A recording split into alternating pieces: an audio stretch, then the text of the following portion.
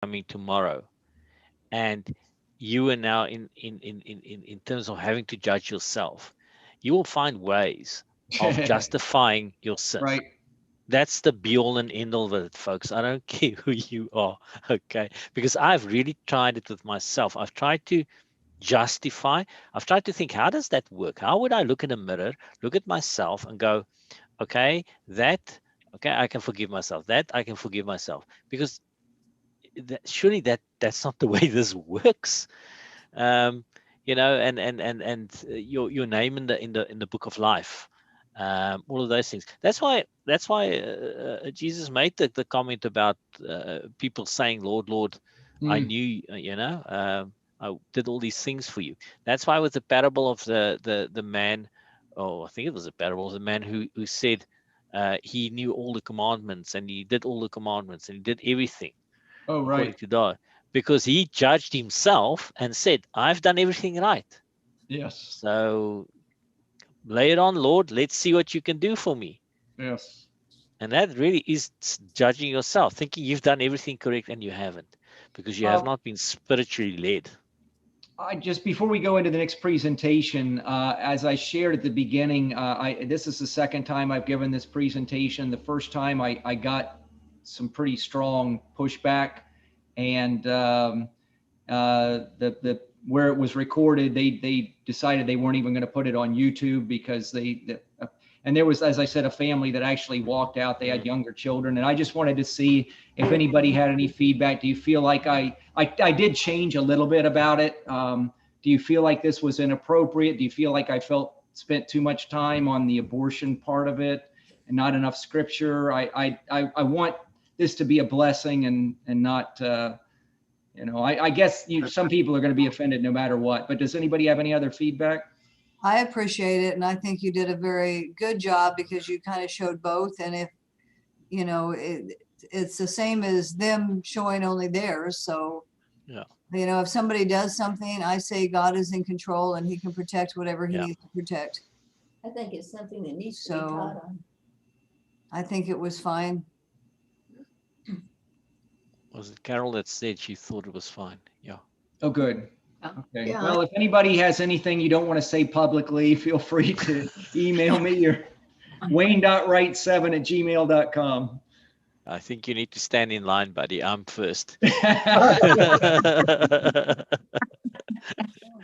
right.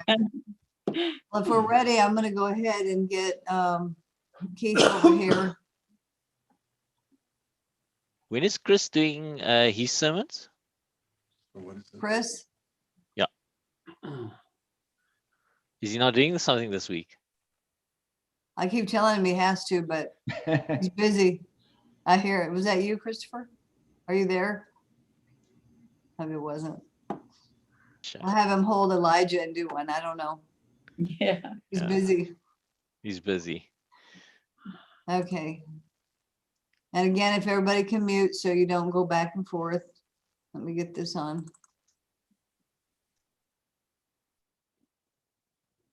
That it? Okay. Yeah.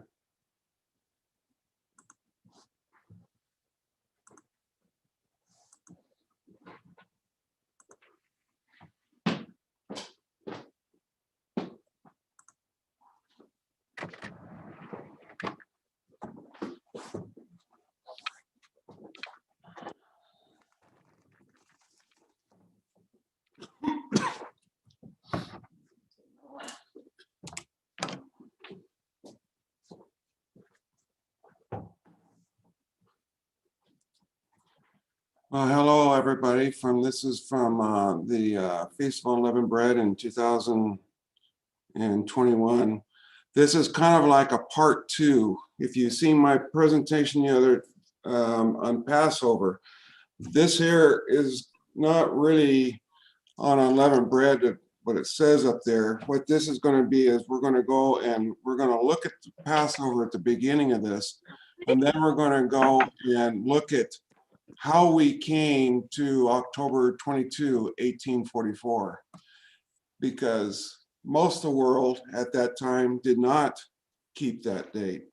And we are going to come with this again when the National Sunday Law comes in, we're going to be by ourselves with the rest of the Remember, world. there's doing important something dates. We have else. 1844, but October 22, 18, which one is he doing? October 22 is when they thought Jesus was going to come. So that was the day of the great disappointment. That's a historical thing too, not just a Can you church. mute yourself? Sure, we talk a little bit about that, I guess.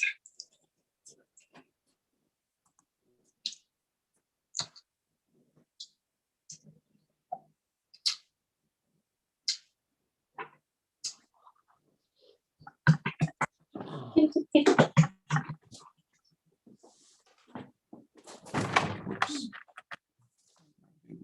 Big knees. There you go. Okay. Sorry about that. So first, we're going to go back and look at Passover and our requirements to keep them. This is a picture of the Passover from putting the blood over the on the side posts and on the lintel. And this here is a quote from Mrs. White, which you seen the other day. The Passover was ordained as a I have problems with that word, of the deliverance of the Israel from the Egyptian bondage. God had directed that year by year, as the children should ask the meaning of this ordinance. The history should be repeated.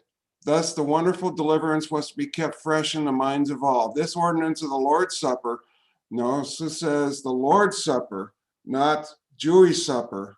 It's not a Jewish Passover, it's the Lord's Passover, was given to commemorate the great deliverance wrought out as a result of the death of Christ. Till he shall come the second time in power and glory, this ordinance is to be celebrated. It is a means by which his great work for us is to be kept fresh in our minds. And that's we refer to as the ordinance of humiliation, the foot washing, but it's a whole 24-hour, it's a whole day. It's not just one little thing. And that's from the Desire of Ages. And here is the deliverance from the Hebrews that it was a memorial of. Okay, we're going to go back to where this is that we're supposed to observe. Moreover, also I give them my Sabbath to be a sign between me and them, that they may know that I am the Lord that sanctifying them. Because the house of Israel rebelled against me in the wilderness, they walk not in my statutes, and they despise my judgments, which if a man do, he shall live in them. And my Sabbaths they greatly polluted. Then I said I would pour out my fury upon them in the wilderness and consume them. And we heard a little bit about that this morning. And I see this next text is cut off some. I hope that isn't all throughout the program this morning. It's on there, you can see it. It's on there. Mhm. Is there a way I can bring this up? Bring the writing up. You can't see it all.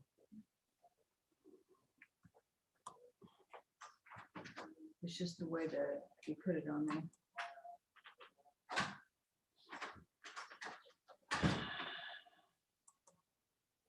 So we're going to go back and we're going to look at, let's go back one slide. So where do we get this in the future? It's in Malachi 3 and Malachi 4. Malachi 3:1, behold, I will send my messenger, and he shall prepare a way for me and the Lord, whom ye seek, and shall suddenly come to his temple, even the messenger of the covenant, whom ye delight in. Behold, he shall come, saith the Lord of hosts. Who is the messenger of the covenant? That there is Moses. The covenant is the 10 Commandments. He's the one that brought it after Jesus gave it to him. And then we have in Malachi 4:4, remember ye the law of Moses, my servant, which I commanded him unto him in Horeb for all Israel, with the statutes and the judgments. Behold, I will send you Elijah the prophet before the coming of the great and dreadful day of the Lord. Therefore, whosoever heareth these things of mine and doeth them, I will liken unto him a wise man which built his house upon a rock. And I will say that that is the statutes and the judgments. The people that will keep the statutes and the judgments will be like a wise man. And I combine those because that's what my belief is.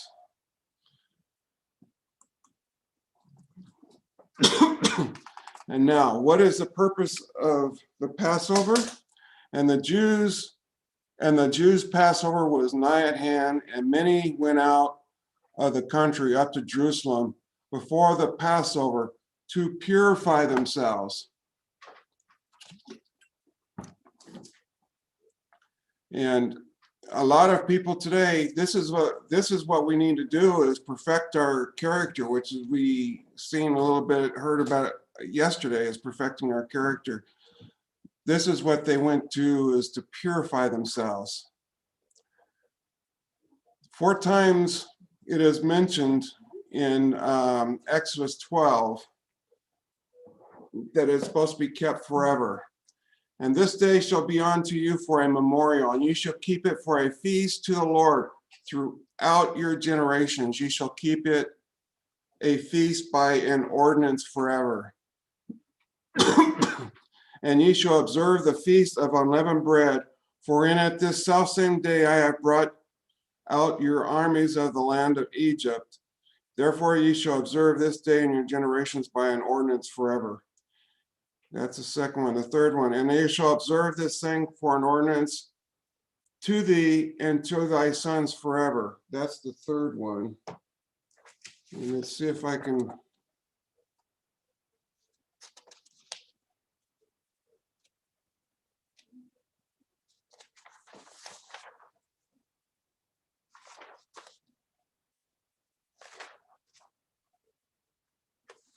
It shall be a night. It is a night to be much observed unto the Lord for bringing them out of the land of Egypt.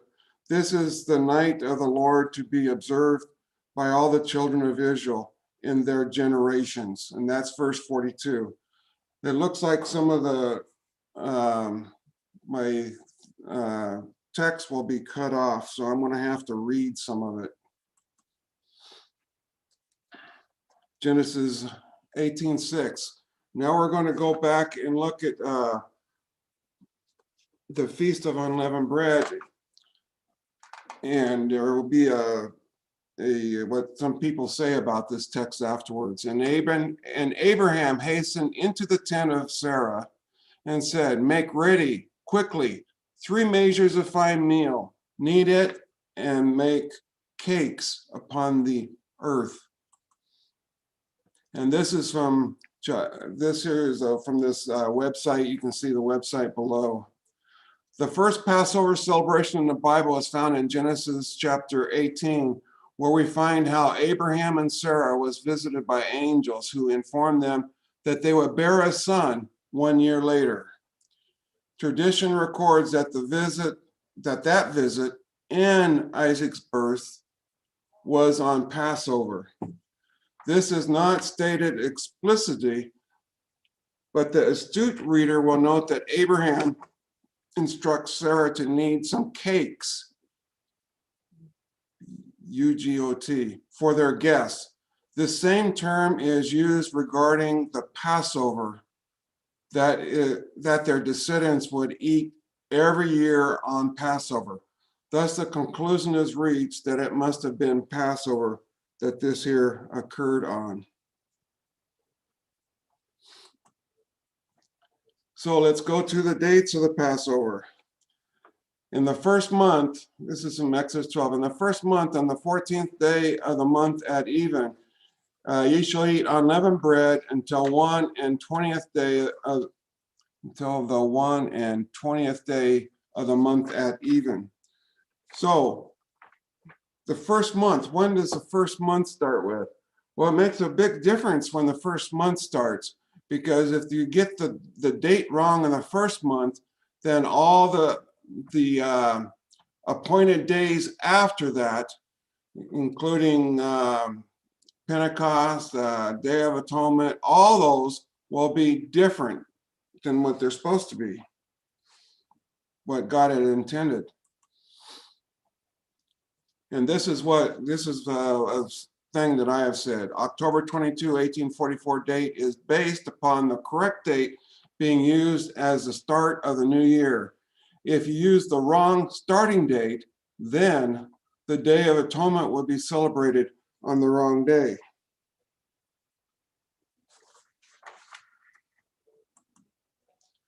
Does a date October 22 stand up? It is important to Seventh-day Adventists to maintain October 22, 1844 as a Day of Atonement, regardless of the historical documents that bear out September 23, 1844 as the true Day of Atonement, which is what a lot of other people do.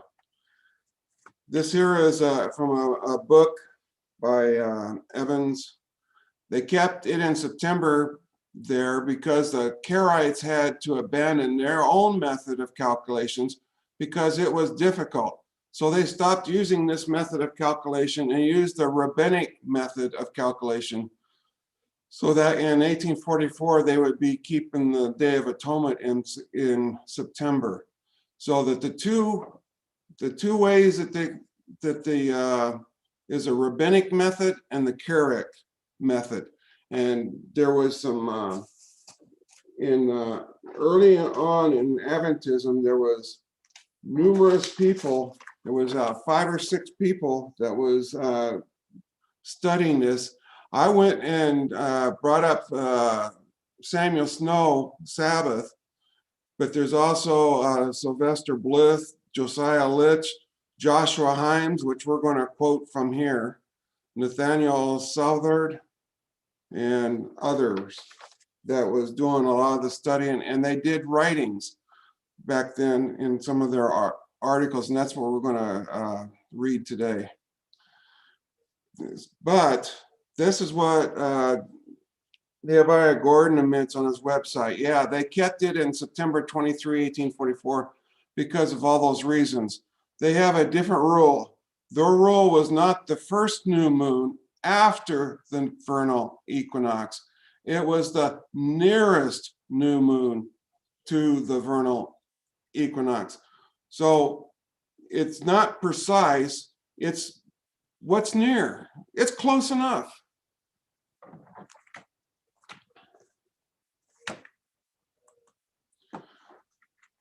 So let's go and see what Mrs. White says about this here.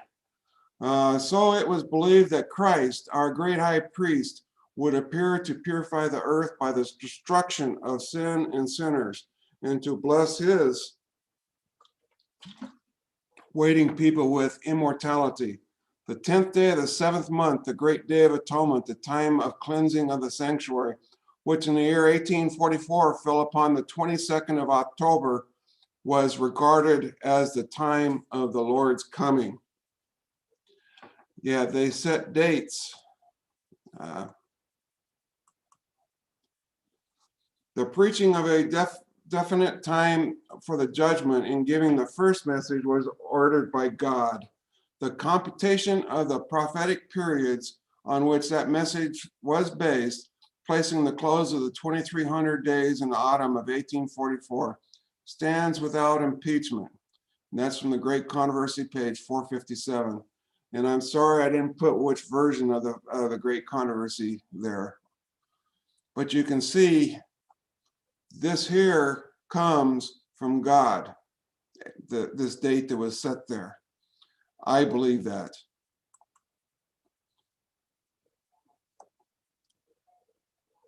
And how did they come to that date? Let's see here. The Day of Atonement in 1844, according to the Jewish Encyclopedia, the Universal Encyclopedia 1939, Volume 2 lists holidays, feast, and fast as follow for September. Rosh Hashanah, New Year, September 14, 1844, and I'm sorry some of this is off the screen. Second day, September 15, 1844. Day of Atonement, September 24, 1844, starting the evening of September 23, 1844. And that's from the Jewish Encyclopedia. So you can see with what the people, the Seventh-day Adventists back then, before that, actually before they were Seventh-day Adventists, what that they was coming against. October 22, 1844 has been a critical time with Seventh-day Adventists since their pioneers fixed upon it for a second coming of the Lord Jesus Christ. And they still stand tenaciously for this date in spite of all the facts contrary. The Day of Atonement fell on September 23 in 1844 instead of October 22. This can be easily demonstrated by consulting any Jewish almanac of that time or any Orthodox Jewish authority. They celebrate the Day of Atonement in October 44 on September 23. And this is by Ballinger. And this is I'm showing both sides on some of this of people why that they don't accept October 22. Now let's go to William Miller. He picked the time after, this is what I wrote on top. He picked the time after the vernal equinox, 1844, not near the vernal equinox. On January 1, 1843, Miller published a synopsis of his belief, and in a closing article, number 14, set forth his view on the time. I believe the time can be known by all who desire to understand and to be ready for his coming. Am I fully convinced that sometime between March 21st, 1843 and March 21st, 1844, according to the Jewish mode of computation of time, Christ will come and bring all of his saints with him, and that then he will regard every man his work shall be. Miller set no date or day within this period, nor did anybody with him. That was early on when he set these dates, because he believed that you couldn't say a day or an hour. On May 2, 6 weeks after the fatal March 21, 1844, Miller felt that the time had come to make a frank statement that there was an error in his preaching. Where do I live in life over again? With the same evidence then that I then had to be honest with God and man, I should have to do this as I have done. Yet I still believe that the day of the Lord is near, even at the door, and I exhort you, my brethren, to be watchful and not let that day come upon you unawares. And this here was an interview that he did. I had at one time this whole interview. It was quite interesting. Going on, this is in from Mrs. White. Where I lived about William Miller. Were I to live my life over again with the same evidence that I then had to be honest with God and men, I should have to do as I have done. I hope to cleanse my garments from the blood of souls. I feel that as far as possible, I have freed myself from all the guilt and the condemnation. Although I have been twice disappointed, wrote this man of God, I am not yet cast down or discouraged. So we can look at the time of the end when we go through, even though the time has been delayed for the second coming, we are not to be discouraged.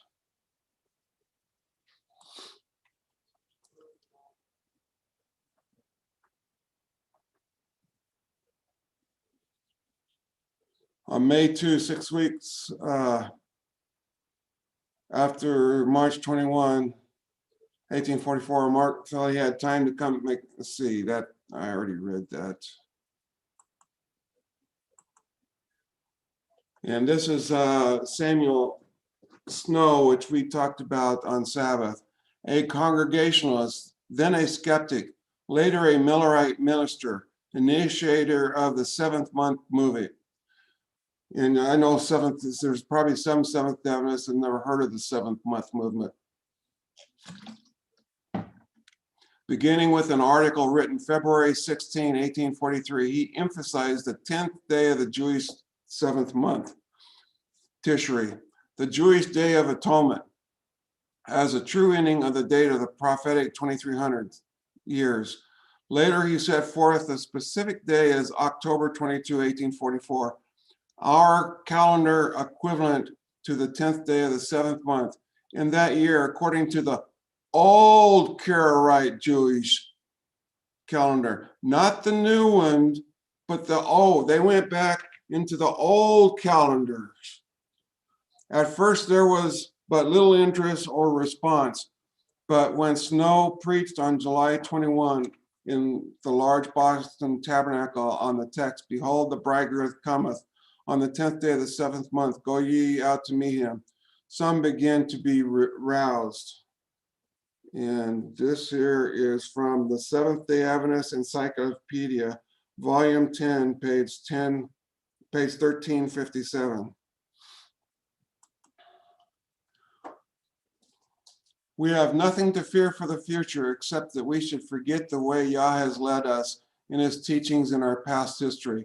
And I will include that with also with the 1844 disappointment. We cannot forget these things. Now going to this is here is for this year. You can see, and briefly we'll talk about the barley. See, this is when they said in Jerusalem that the barley is Abib.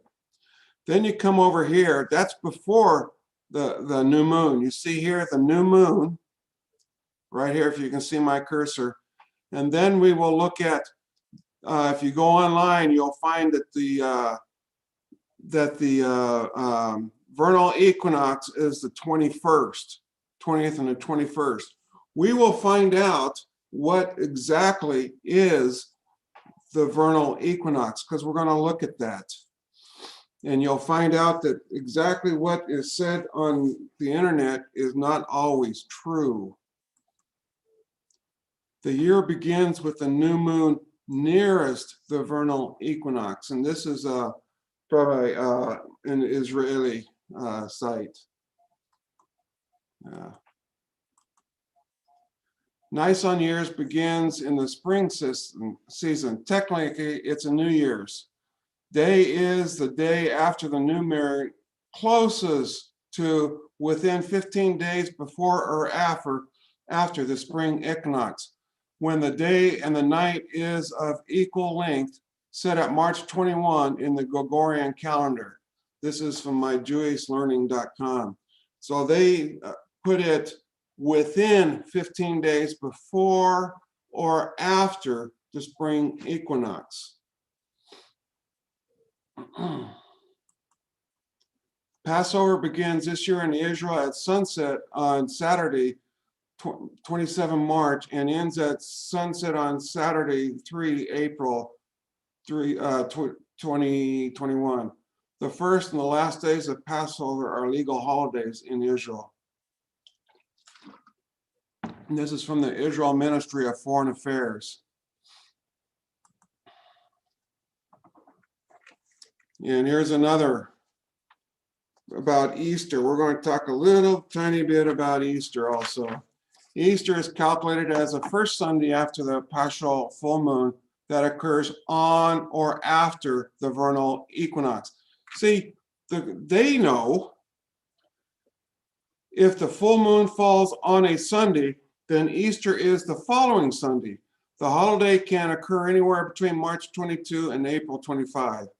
The Council of Nicaea in 325 established that Easter would be celebrated on Sundays. Before that, Easter was celebrated on different days and different places in the same year.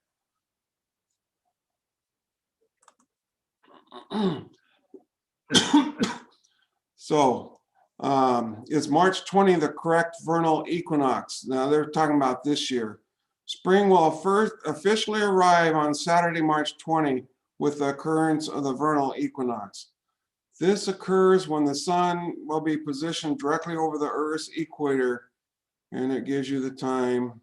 At that particular moment, the sun will appear to shine directly overhead from a point 5 miles south of Muro in Kenya,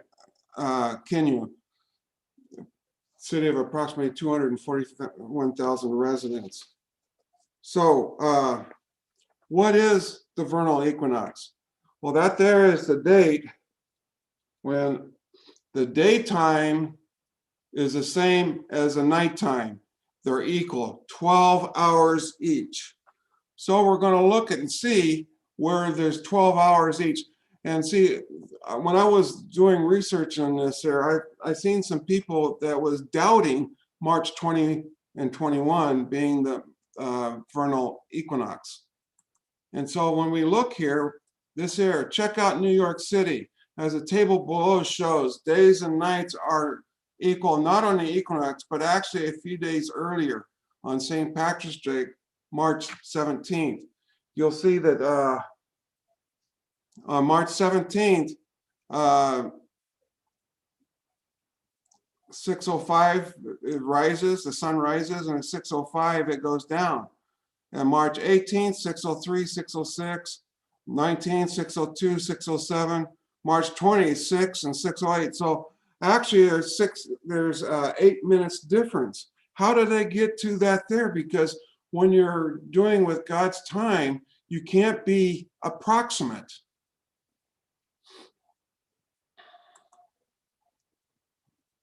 And so I came up with this here explanation for that there. The coming equinox, the northern hemisphere spring equinox and southern hemisphere autumn equinox falls at, there you go, that time, March 20, 21. Twice a year on the March and September equinoxes. Everyone worldwide supposedly receives 12 hours a day, 12 hours a night. Generally, here we go, generally speaking, that's true. But precisely speaking, there is more daylight than nighttime on the day of equinox. In addition, 8 or so minutes of daylight at mid-temperature latitudes. There are 2 reasons why we have more than 12 hours of daylight on this day, supposedly equal day and night. 1, the sun is a disk, not a point. And 2, atmospheric refraction. Well, to me, if you're going to have a, you would think when they have, if you have a circle of the sun when it sets, it would be right in the center that you would take that. But that would be just me thinking. Well, Sandy has a calendar that she prints out. And when you look at hers, on March 17th, it shows that the sun is rising at 7:04 and it's set at 7:05. So on March 17th is what is more close to where the vernal equinox would be.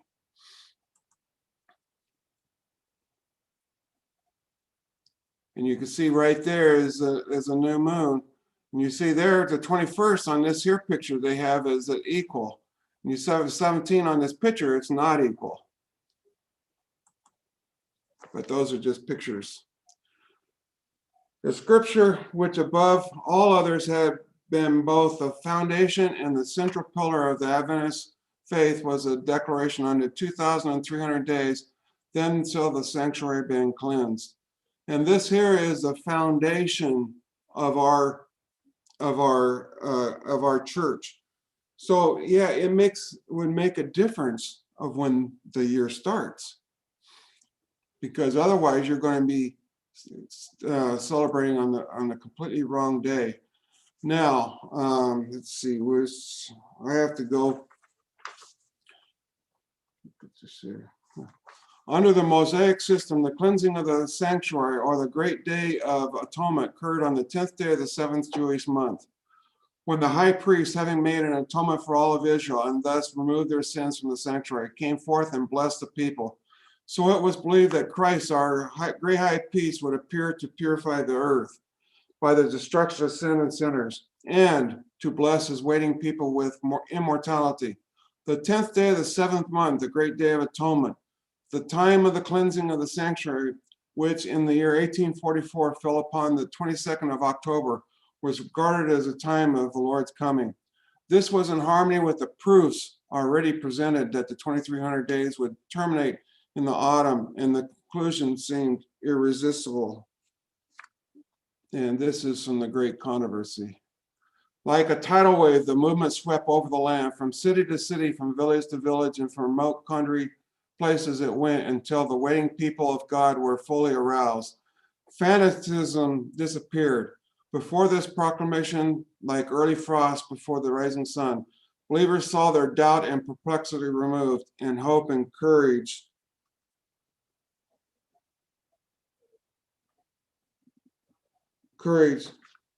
animated their hearts. The work was free from the extremes which are ever manifested when there is human excitement without the controlling influence of the word of Spirit of God. And that's from the Great Controversy, page 399 and 400. Now we're going to go back and we're going to look at it back in the 1800s. We're going to look at stuff that Joshua Himes wrote about this, about getting the date. Now there is a dispute between the rabbinical and the Karaite Jews as to the correct time of the commencing the year. The latter contend that the year must begin with the new moon nearest the barley harvest in accordance with Leviticus. In Judea, that harvest is not ripe until one moon after the rabbinical harvest. So see, back then they was looking at the barley harvest also, but they said it was later that the harvest came, that it was ready to harvest. And this is from Signs of the Times, July 12, 1843. So this was before or during the time that William Miller had spent. That said that Christ was going to come. The law of Moses, and continuing, the law of Moses required that the Passover should be at the full moon when the barley harvest is ripe, which varies from the last March to the 1st of May. The rabbinical Jews observe the first full moon after the vernal equinox is irrespective of the barley harvest. And so right there, he says, that's how they got it. They didn't pay attention to the barley harvest. Let me say that again. The rabbinical Jews observed the first full moon after the vernal equinox, irrespective of the barley harvest, and which is usually one moon earlier than the Karaite Jews observe, who conform to the law of Moses. The Jewish year begins in the new moon before the Passover. If the Karaite Jews always observed the Passover at the second full moon after the vernal equinox, we might always know when the year commences, but when the barley is ripe, they observe with the rabbinical Jews at the first move. So in other words, sometimes they did, sometimes they didn't. At present, the Jews in the Holy Land have not the least regard to this season appointment and identified by Jehovah, but follow the rules prescribed in the oral law. So there you can see where Joshua Himes, he talks about why that they chose it, because these people went by the oral law. They didn't go by what was written in our Bible at all.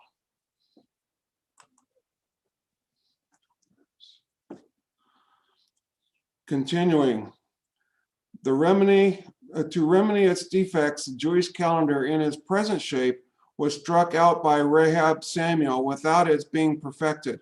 It was improved upon by Rabbi Ada, who we don't know who those people, I don't know who those people are way back then, and afterwards perfected by Rabbi Hallel about AD 360.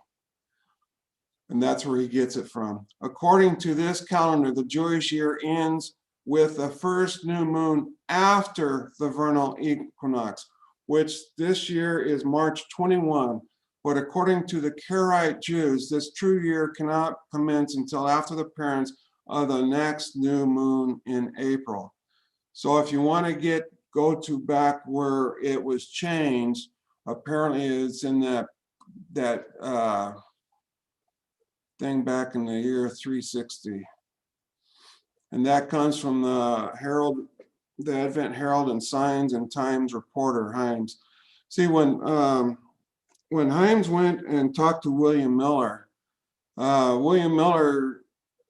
people didn't know about it. So William Miller started putting his stuff in with Joshua Himes in this here article so people all over could read it. It was Joshua that started this. The Jewish rabbins say that March and September instead of April and October were the initial months of these 2 years. That they were so at the late period is omitted, but the change was probably owing to the example of the Romans. Yeah, they changed everything.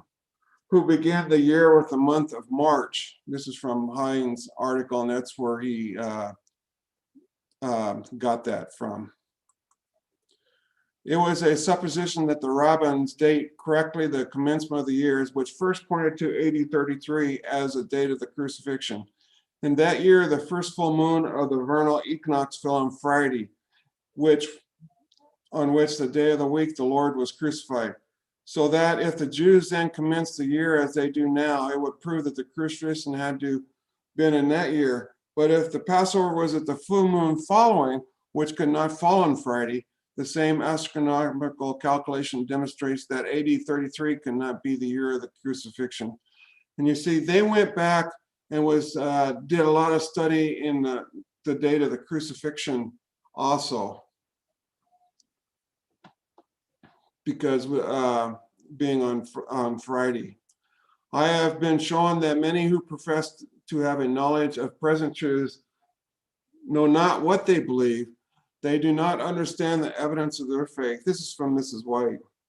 They have no just appreciation of the work for the present time. When the time of trial shall come, there are men now preaching to others who will find upon examining their positions they hold that there are many things for which they can give no satisfactory reason.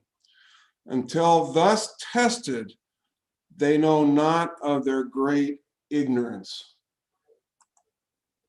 There are many in the church who take it for granted that they understand what they believe, but until controversy arises, they do not know their own weaknesses. When separated from those of like faith and compelled to stand singly, that's by themselves and alone, to explain their belief, they will be surprised to see how confused their ideas of what they had accepted as truth. And I can tell you, if you go and my group that I attend in Fresno, when you see some of these people going in court, and when you see one attorney tear someone apart up there, showing how foolish some of those things are, it makes some people feel, I didn't know, you know. And so that's why watching some courts, you can see how some people, how their beliefs can be torn apart. See, we need to have this. We need to know why we have a seventh-day Sabbath. We need to know the history behind it. We need to know everything about it, and also the appointed days. That's from Maranatha. And the Millerites were well aware of this and references it to show up in their publications. However, when challenged or mocked, yeah, they was challenged and they was mocked for insisting on a date from which the Jews themselves did not keep, the Millerites calmly replied, every scholar knows that we are correct by the original calendar. See, they're going back by the original, not what has changed. The Millerites rejected the rabbinical first day of Nisan on March 21 in 1844 and chose the April new moon for the beginning of the true type of the ancient first month. April 19th was the date. They argued that the modern Jewish calendar is based on decisions that were unknown in the time of Yeshua. The remarkable stand of the Millerites in 1843 and 1844 in rejecting the current rabbinical calendarization and reviving the original Jewish year of the crucifixion period, that they might correctly determine the close of the 2300-day period. Take clear scholarly thinking, intensive research, scholarly and moral courage, and really heroic, decisive action. They risked all upon their crucial position. Not only was Catholicism directly opposed to their prophetic interpretations, but almost all of Protestantism had rejected it as well. The lunar solar calendar at the beginning of the year, according to the barley harvest Mosaic law, was rediscovered by William Miller and his associates, that the deep study of the lunar solar calendar led them to the Karaites, whom in the 8th century AD stood against the rabbinical Jews, who had long compromised the calculation of the calendar of the feast of Yah, as they do to this day by using the new moon after the vernal equinox instead of the new moon corresponding to the barley harvest, or the new moon near. And don't get this lunisolar mixed up with the lunar people that's doing stuff today, because it's different.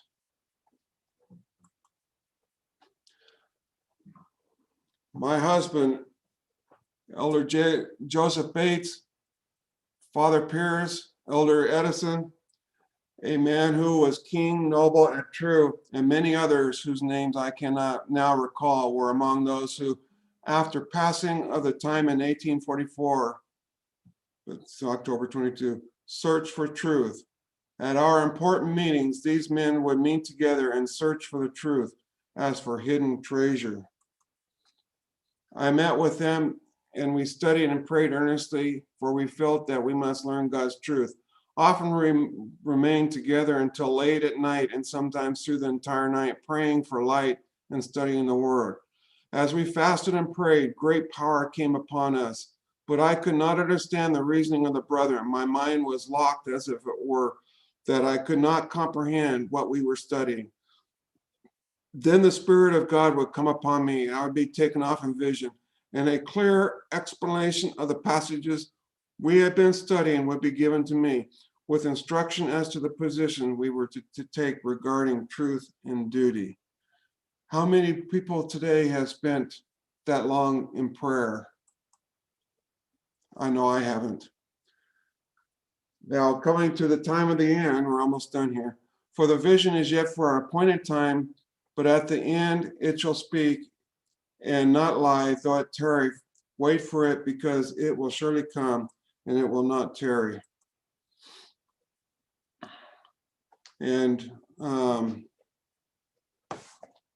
this is from the book of Revelation. It looks like some of it's cut off too. But in the days of the voice of the seventh angel, when he shall begin to sound, the mystery of God shall be finished, as he hath declared to his servants, the prophets. And the voice which I heard from heaven spoke unto me again and said, Go and take the little book which is in the hand of the angel which standeth upon the sea and upon the earth. And I went to the angel and said unto him, Give me the little book. And he said unto me, Take it and eat it up, and it shall make my belly bitter, but it shall be in my mouth sweet as honey. And I took the little book out of the angel's hand and ate it up, and it was in my mouth sweet as honey. And as soon as I had eaten it, my belly was bitter. And then it continues, and I said unto them, Thou must prophesy again in many peoples and nations and tongues and kings. And that is the end of this here.